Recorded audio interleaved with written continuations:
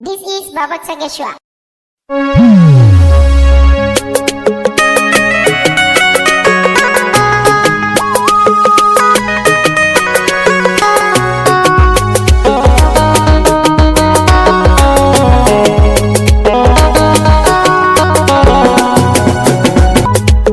Sako ne da soyayya izuwa gare ki mai sona yar uwa.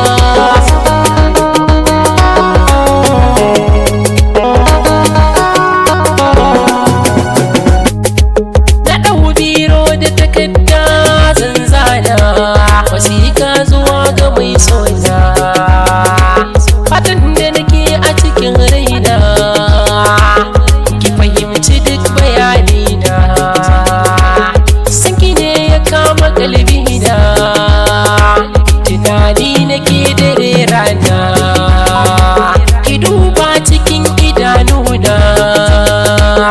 da akwai so da ƙauna, ki daure ki amshi sakona,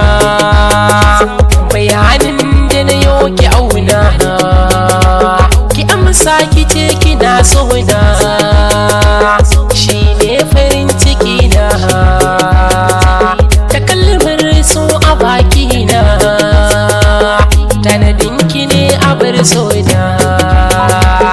a cikin zucikin zauna, da ke ɗaya zan yi soyayya, rashin ki zai sakan jinya, zatuka na so na shirya,